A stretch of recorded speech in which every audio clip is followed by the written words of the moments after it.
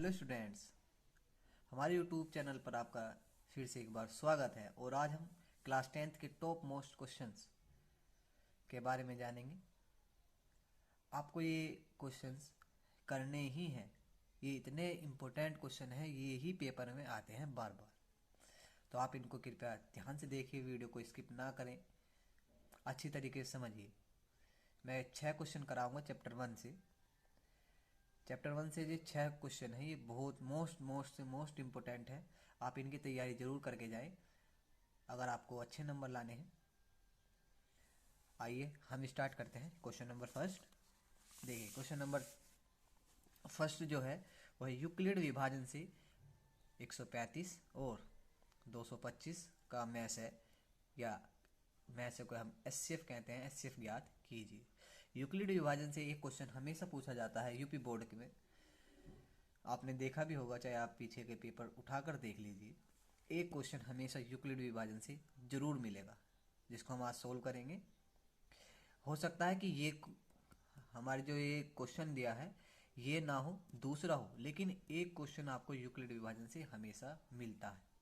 या तो वो यूक्लिड से हो, या जो हम अगला क्वेश्चन करेंगे उससे हो। देखिए, अब मैं इस क्वेश्चन का सॉल्यूशन करता हूं। क्वेश्चन नंबर 1, हमें एचसीएफ निकालना है इन दोनों संख्याओं का। सबसे पहले अब मैं इसको हटा देता हूँ। अब आप देखिए, हम सोल्व करेंगे। सबसे पहले इसमें हमें ये देखना होता है कि कौन सी संख्या बड़ी है। तो आपको देखने से ही पता लग रहा है ये बड़ी है।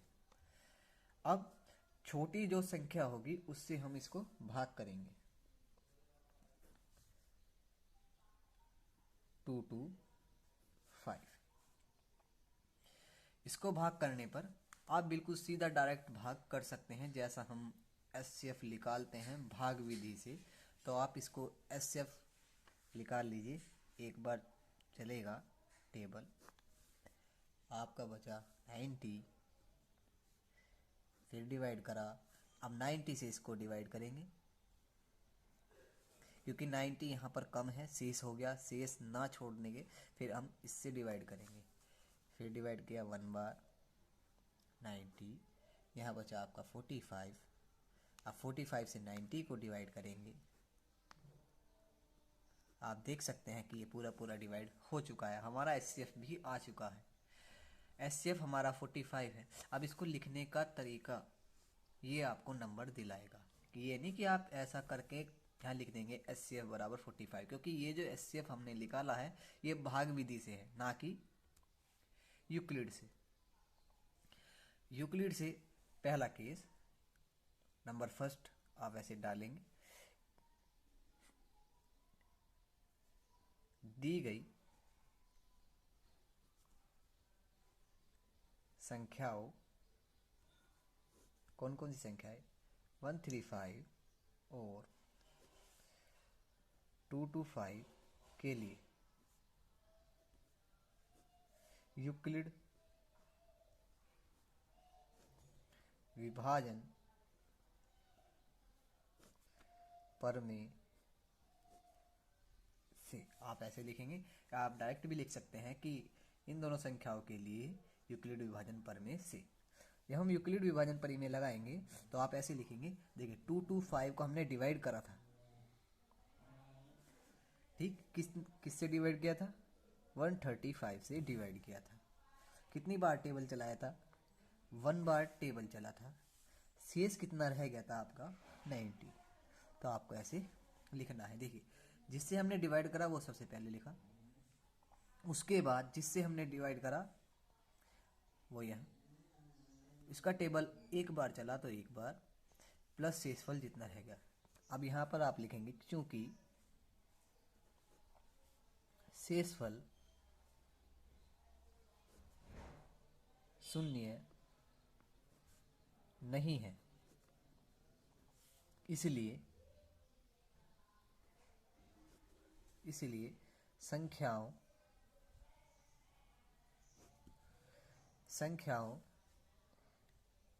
135 और 90 के लिए यूक्लिड प्रमेय से। अब किस में प्रमेय लगेगी? इन दोनों में लगेगी। सबसे बड़ी 135, 135 को हमने डिवाइड किया था 90 से, तो 90 से डिवाइड किया, कितनी बार टेबल चला? 1 बार, और जो हमारा शेष आया वो आया 45। पुनः यूक्लिड प्रमेय से, पुनः जब हम यूक्लिड प्रमेय से, आपको बिल्कुल शेष ऐसे सेम ऐसे ही लिखना है क्योंकि शेषफल शून्य नहीं है, इसीलिए संख्याओं 90 और 45, या 90 आ जाएगा यहाँ 45 आ जाएगा के लिए यूक्लिड प्रमेय से। मैं इसलिए नहीं लिख रहा हूँ क्योंकि ज़्यादा हो जाएगा। देखिए यूक्लिड प्रमेय से क्या लिखेंगे हम, किस किस में लगानी है? 90 और 40 में। आपका 90 को डिवाइड करना है 45 से, 45 टेबल चलाता है 2 बार, शेषफल आ गया 0। तो आपका जो मैसे होगा या एचसीएफ आप कह सकते हैं, इससे जो ऊपर वाली संख्या होती है वो हमारा एचसीएफ होता है, या जिससे हम डिवाइड करते हैं वो हमारा एचसीएफ होता है। तो हमारा एचसीएफ जो है, इसलिए एचसीएफ बराबर 45। दोस्तों मैं आशा करता हूँ आप सभी को ये अच्छी तरीके से समझ में आया होगा। अगर ये आपको समझ में नहीं आया तो आप एक बार फिर से मेरी वीडियो को दोबारा देखिए, और दोबारा देखने के बाद आपको अच्छी तरीके से समझ में आ जाएगा। सॉरी, मैं आपको बता दूं कि ये क्वेश्चन बार बार पूछा गया है, इसलिए मैंने ये लिया है। ठीक है, आप क्वेश्चन नंबर सेकंड की तरफ चलते हैं। आप देखिए क्वेश्चन नंबर सेकंड हमारा किस प्रकार से है कि अभाज्य गुणनखंड विधि से एचसीएफ और एलसीएम दोनों ज्ञात करने हैं। विधि का नाम है अभाज्य गुणनखंड विधि, तो आपको अभाज्य गुणनखंड विधि से ही दोनों चीज निकालनी होगी। ठीक है, अब हम क्वेश्चन 2 का फर्स्ट पार्ट लेते हैं, 510 और 92। क्वेश्चन नंबर 2 का फर्स्ट पार्ट 510 और 92 सोल्व कीजिए। देखिए अब हम इसको सोल्व करेंगे। सबसे पहले अभाज्य गुणनखंड विधि होती क्या है? आपने प्राइम फैक्टराइजेशन मेथड इसको इंग्लिश में कहते हैं। अभाज्य गुणनखंड विधि वो होती है जिसे हम एचसीएफ और एलसीएम निकालते हैं। देखिए सबसे पहले हमें इसके फैक्टर करने होंगे, गुणनखंड करने होंगे। तो ये 2 से कटा है, 2 2 जा 4, 1 2 5 जा 10, 2 5 जा 10। अब आप 3 से काट लीजिए, 3 24, 3 5 15। अब आप ये 3 से नहीं कटेगा, 5 से, तो 5 से 5 1 3 7 और 17। दूसरी चीज़ 92 के भी फैक्टर कर लीजिए, 2 से, 2 4 जा 8 6, 2 2 जा 4, 2 3 जा 6, 23 1 जा 23।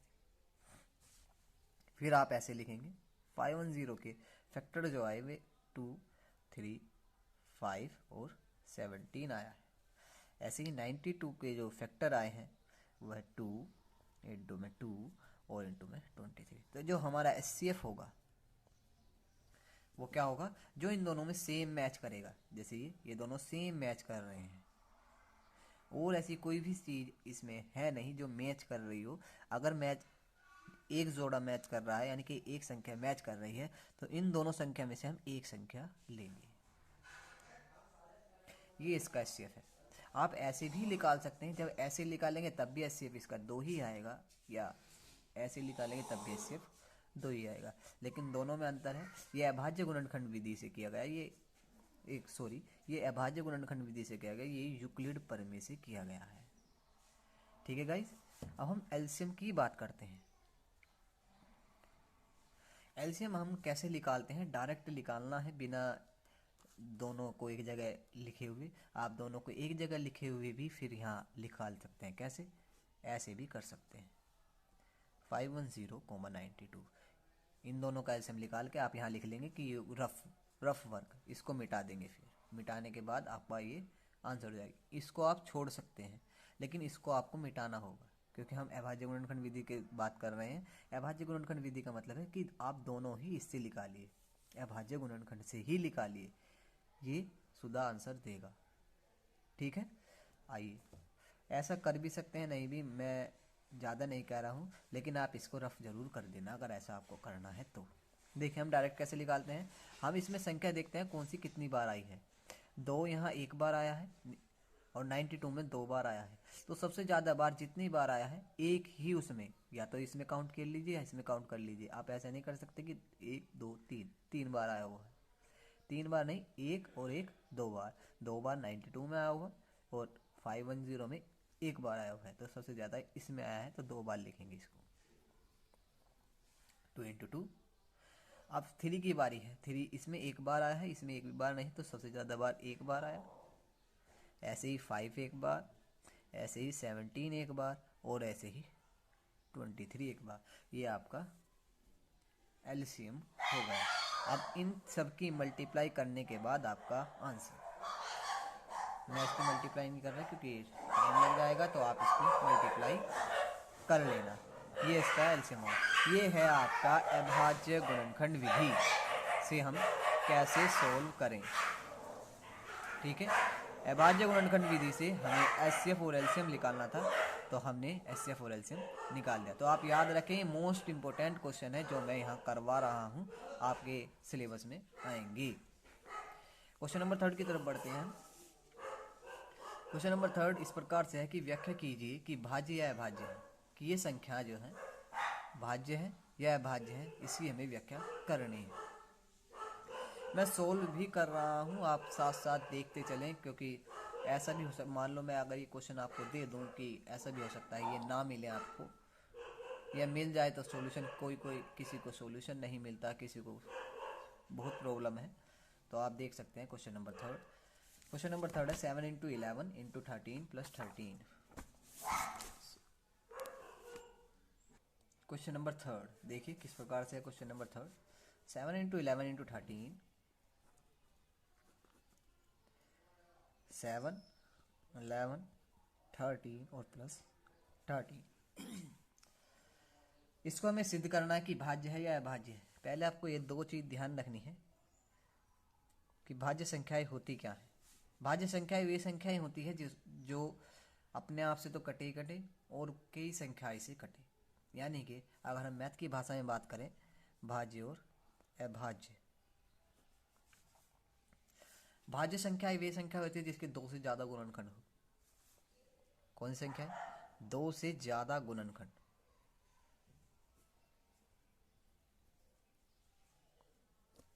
ठीक, भाज्य संख्याएं वे संख्याएं जो 2 से ज़्यादा गुणनखंड हो जिसके, और अभाज्य संख्याएं वे संख्याएं होती है जिसके 2 गुणनखंड हो, केवल 2।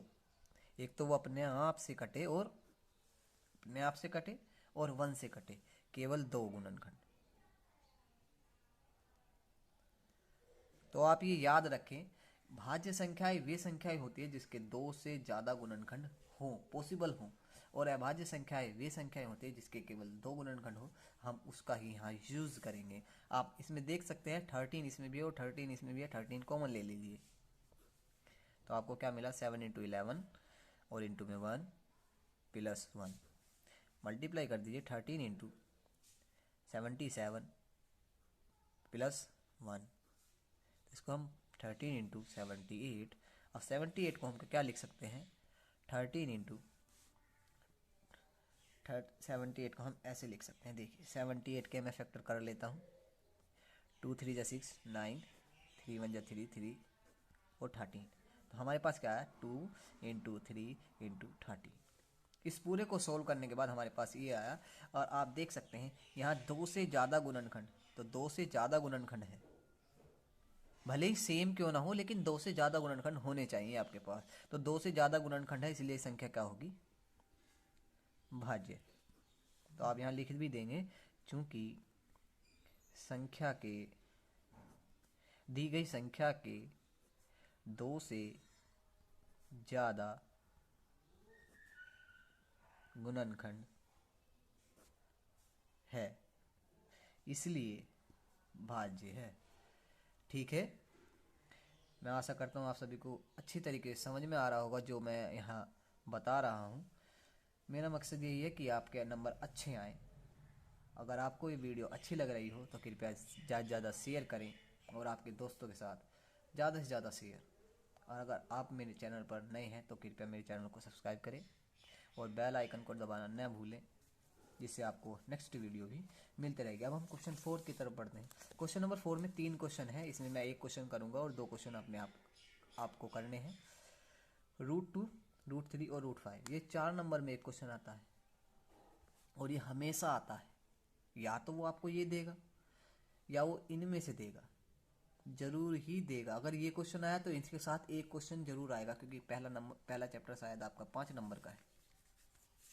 ठीक है स्टूडेंट्स, आपका पहला चैप्टर जो है वो 5 नंबर का है। अगर ये 4 नंबर का आता है तो आपको एक क्वेश्चन मिलेगा। अगर ये नहीं आता है किसी भी मिजान से, मान लो ये आ गया, ये 2 नंबर में आएगा आपको, तो 2 क्वेश्चन आपको ये देखने के लिए मिलेंगे जो हम ऊपर कर चुके हैं, या इसमें से मिलेगा। अब हम क्वेश्चन नंबर 4 की तरफ बढ़ते हैं, ज़्यादा टाइम ना बताते हुए। क्वेश्चन नंबर 4 मैं मान लो √2 को ही लेता हूँ कि √2 अपरिमेय संख्या है। सिद्ध कीजिए, सिद्ध करना है कि √2 एक अपरिमेय संख्या है। तो हम इसको मान के चलेंगे कि माना √2 एक परिमेय संख्या है।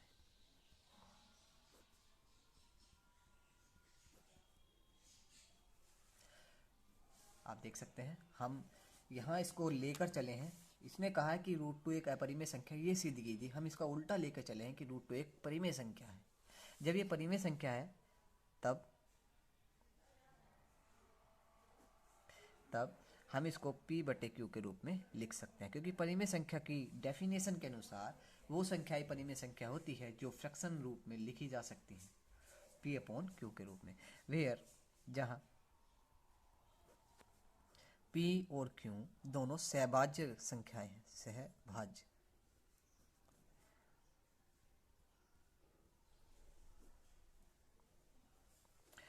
अभाज्य कह सकते हैं आप, अभाज्य भी कह सकते हैं। या तो इसको सहभाज्य लिख लीजिए या अभाज्य लिख लीजिए। हमने ये संख्याएं ऐसी ली हैं जो अभाज्य है। अभाज्य मतलब P यहाँ ऐसा नंबर है जो या तो अपने आप से कटेगा या 1 से कटेगा। ऐसे यहाँ Q ऐसा नंबर है, या तो ये अपने आप से कटेगा या 1 से। इन दोनों में से कोई सा भी अपने आप को कैंसिल नहीं करेगा। ठीक है गाइज, तो इसलिए हम या तो सहभाज्य लिखेंगे या अभाज्य लिखेंगे। नोट कर लीजिए, ये नोट वाली बात है। ठीक है, अब हम आगे बढ़ते हैं। जब हम इसको आगे सॉल्व करेंगे, सॉल्व करने के बाद हमें लिखना होगा, और यहाँ ये भी ध्यान रखें, निचली लाइन में लिख देता हूँ मैं, क्यों जो है वो ≠0 होता है। ध्यान रखेंगे। ठीक है, आगे हम बात करते हैं। अब हम क्या करते हैं, इसकी मल्टीप्लाई कर देते हैं, जिसके नीचे कुछ नहीं, एक मानकर क्रॉस मल्टीप्लाई। तो यहाँ तो हो गया P और यहाँ हो गया √2Q। अब मैं दोनों तरफ वर्क करता हूँ। बिल्कुल आपको यही स्टेप फॉलो करना है, दोनों तरफ वर्क करने पर। जब हमने वर्ग किया तो हमारे पास संख्या हुई P² और √2Q, इन दोनों का स्क्वायर। हमें क्या मिला, P² तो ऐसे ही रहा। √2, जब रूट अंदर होता है उसका स्क्वायर होता है तो रूट से ये कैंसिल हो जाता है, तो कैंसिल कर दीजिए हमने। ये हो गया आपका 2, और फिर Q का स्क्वायर होगा तो ये हो गया Q का स्क्वायर। ठीक है गाइज, आपको अच्छी तरीके से समझ में आ रहा होगा, मैं आशा करता हूँ। अब हम इससे आगे स्टेप फॉलो करते हैं। अब आप यहाँ देख सकते हैं, चूंकि जो हमारी P² है वो संख्या 2 से विभाज्य है।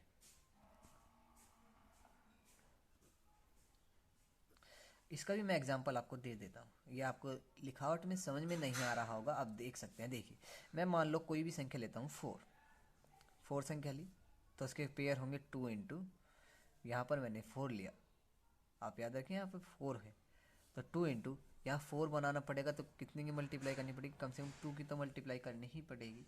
तो आप यहाँ देख सकते हैं इस 4 को, ये हमेशा यहाँ चाहे कुछ भी हो, लेकिन यहाँ अगर 2 है तो ये इस 4 को डिवाइड जरूर करेगा।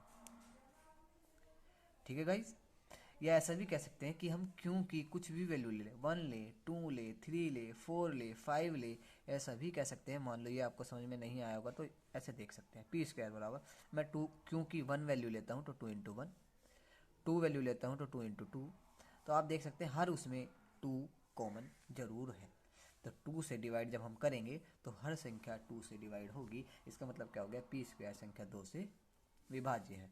जब पी स्क्वायर 2 से विभाज्य है तो स्मॉल पी भी संख्या 2 से विभाज्य होगा। जब कोई किसी संख्या का स्क्वायर 2 से विभाज्य होता है तो वो संख्या खुद भी 2 से विभाज्य हो।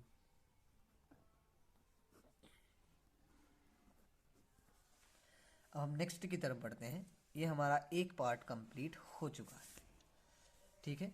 अब मैं क्या करता हूँ, जब p संख्या 2 से विभाज्य है तब p को हम ऐसा लिख सकते हैं 2 इंटू आर।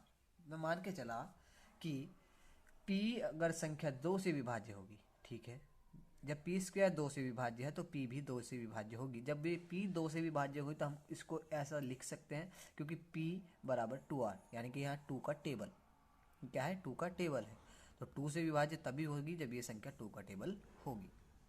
अब इस p को उठाकर हम समीकरण नंबर 1 में पुट करेंगे। p का मान समीकरण 1 में रखने पर p का मान रख दिया हमने, p की जगह हम 2r रखेंगे तो 2r का square is equal to 2q का स्क्वायर। यहाँ पर जब स्क्वायर हमने ओपन किया तो 4 स्क्वायर, क्योंकि 2 का स्क्वायर 2 2 जा 4 और r का स्क्वायर ऐसे ही 2q स्क्वायर। तो यहाँ से 2 बार कैंसिल, तो हमारे पास जो नंबर आया वो आया q square is equal to 2r square. तो आप देख सकते हैं बिल्कुल सिमिलर है, बिल्कुल सिमिलर लिखेंगे हम यहाँ q स्क्वायर 2 से विभाज्य,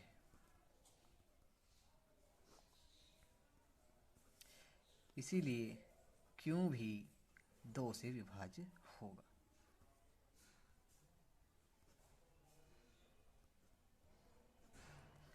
ठीक है गाइस, अब आके हम देखते हैं जब जो हम p और q ऐसी मान के चले थे कि ये केवल अपने आप से कट रही है, केवल या 1 से कट रही है।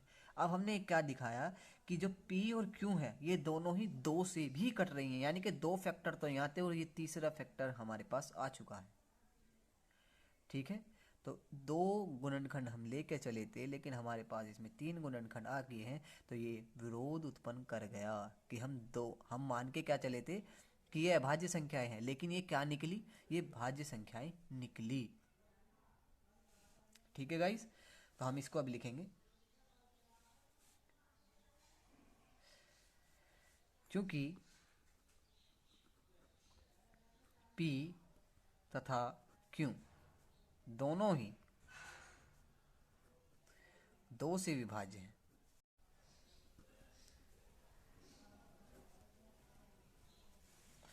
इसलिए 2 p तथा q का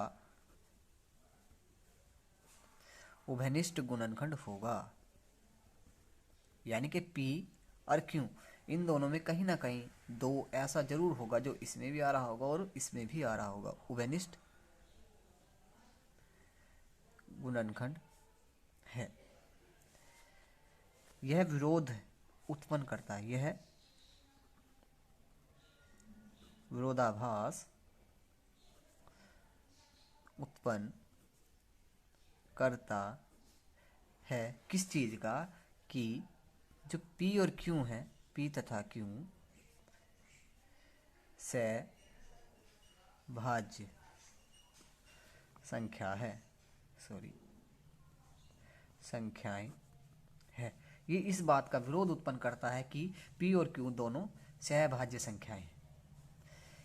तो हमारी परिकल्पना जो हम मानकर चले थे कि √2 एक परिमेय संख्या है, वो गलत है, ठीक है।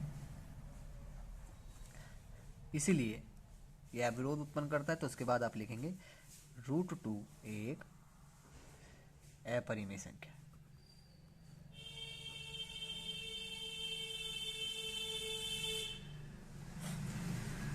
अगर आपको ये समझ में आया होगा तो अच्छी बात है, अगर नहीं आया तो आप कृपया एक एक स्टेप फॉलो कर फिर दोबारा से आप इस वीडियो को पुनः एक बार आप देख सकते हैं। पहले सबसे पहले डाउनलोड कर ले, डाउनलोड करने के बाद आप इसको आराम से थोड़ा थोड़ा करके देखिए, तो आपको ये अच्छी तरीके से समझ में आ जाएगा। मैं आशा करता हूँ आप सभी को ये समझ में आया होगा, क्योंकि ये आपका मोस्ट से भी मोस्ट इम्पोर्टेंट क्वेश्चन है।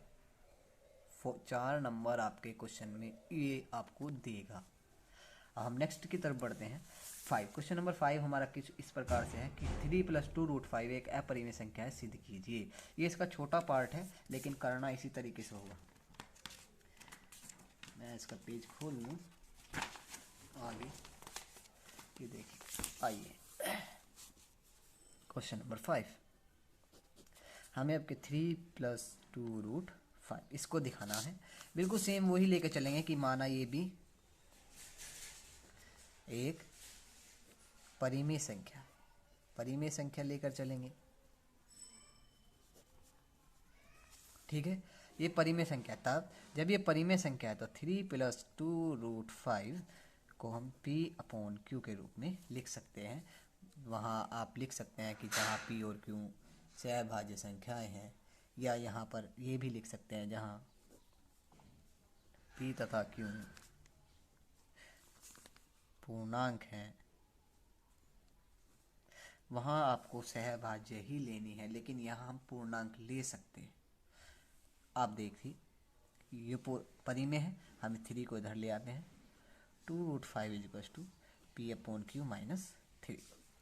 ये पूरी क्या है, एक परिमेय संख्या है, मल्टीप्लाई में है तो ये डिवाइड में पहुंच जाएगा, यानी कि 1/2 P/Q - 3।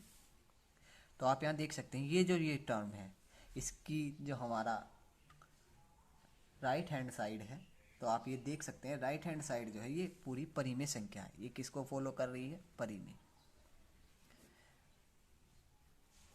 जब ये परिमेय संख्या है, लेकिन हम जानते हैं किस फॉर्म से, इस फॉर्म से हम जानते हैं √5 एक अपरिमेय संख्या होता है, लेकिन यहाँ पर ये परिमेय संख्या के बराबर आ गया है, तो ये गलत है।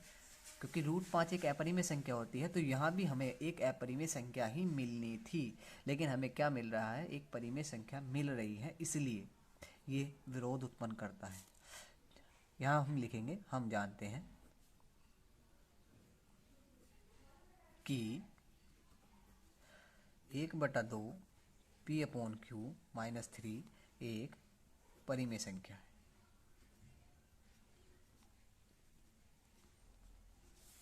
इसलिए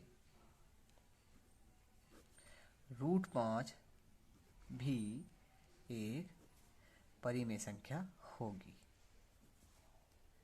सबसे पहले तो आपको ये लिखना है, लेकिन हम जानते हैं कि जो हमारी √5 है ये तो फॉलो हुई इस वाली लाइन को हमने लिखा है, लेकिन हम अपने नॉलेज से जो जानते हैं √5 एक अपरिमेय संख्या है, ये हमने पता कर लिया है। अपरिमेय संख्या है कि ये दोनों जो है, यो √5 जो है एक अपरिमेय संख्या है, इसलिए हमारी की गई कल्पना गलत है, की गई कल्पना गलत है। अतः 3 + 2√5 एक अपरिमेय संख्या है।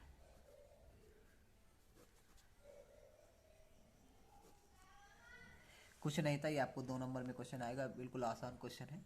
सबसे पहले इसको सोल्व कर लेंगे, सोल्व करने के बाद ये परिमेय और अपरिमेय दोनों आ जाएंगे। परिमेय के बराबर आ गए तो हम परिमेय के बराबर लिख देंगे। परिमेय के बराबर आने के बाद फिर हम इसे लिखेंगे कि ये संख्या परिमेय है, तो ये भी परिमेय होगा, लेकिन हम जानते हैं कि √5 एक अपरिमेय संख्या है, तो हमारी की गई कल्पना गलत है, यानी कि क्या होगा, अपरिमेय संख्या होगा। अब आ जाइए नेक्स्ट क्वेश्चन की तरफ। बिना लंबी विभाजन प्रक्रिया की ये बताइए कि दशमलव प्रसार शांत है या अशांत है। हमें ये बताना है, भाग देकर नहीं बताना है कि हमारा जो दशमलव प्रसार शांत है या अशांत। बिना लंबी विभाजन प्रक्रिया के बताना है। ठीक है, तो मैं इसको करना चालू करता हूँ। क्वेश्चन नंबर 1, ये आपका बहुत मोस्ट इम्पोर्टेंट क्वेश्चन हमने लिए हैं यहाँ पर, संख्या की दृष्टि से भी और पेपर की दृष्टि से भी आपका इम्पोर्टेंट क्वेश्चन है। यही ज़्यादा बार बार पूछा जाता है, ये वाला क्वेश्चन।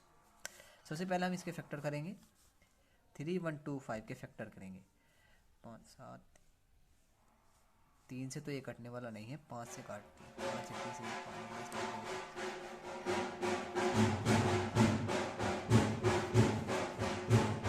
देखिए गाइस, मैंने इसके फैक्टर कर दिए हैं। आपके जो फैक्टर आएंगे ये आएंगे।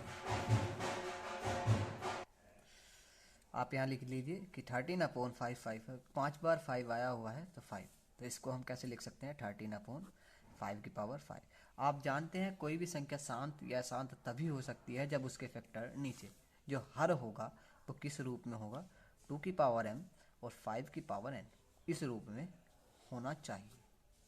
तो यहाँ पर आप देख सकते हैं कि 5m है या n है, तो हम यहाँ 2 की पावर कुछ भी लिख सकते हैं तो ऊपर भी जा सकता है, ठीक है, क्योंकि एक ही वेरिएबल है। यहाँ पर वेरिएबल क्या, कांस्टेंट नंबर हम कह सकते हैं कि एक ही अचर राशि है, केवल 5। अगर 5 के साथ यहाँ एक भी नंबर 2 को छोड़कर आ जाता, जिसे 2 ना मान के हम 3 लिख देते कि 3 × 5 हमारे पास ये नंबर आ रहा है, तब हम इस संख्या को अशांत कह देते। लेकिन 5 के साथ और कोई सी भी संख्या नहीं आ रही है, इसीलिए हम इसको शांत कहेंगे। ठीक है गाइस, समझ में आया आपको कि शांत कोई भी संख्या शांत जब हो सकती है जब उसका हर ऐसा हो, यानी कि केवल 2 यही फैक्टर होने चाहिए, इसके अलावा कुछ नहीं होना चाहिए, तो ये शांत है। दूसरी, यहाँ पर 5 के अलावा कुछ नहीं है, अगर 5 के अलावा एक भी संख्या 2 या 5 को छोड़कर कुछ भी आ जाती तो ये अशांत हो जाता। सेकंड, 1500/1600 मैं इसके फैक्टर आपको डायरेक्ट लिख के बताऊंगा कि 1600 के कितने फैक्टर होंगे। ये हो गया 16 × 10 और × 10, या इससे भी अगर आसान करने हैं आपको तो × 2 × 2, 2 दूनी 4 दूनी 8 दूनी 16 और 2 पंजे 10 और 2 पंजे 10। आप यहाँ देख सकते हैं 1 2 3 4 5 6, 2 बार तो 6 आया हुआ है,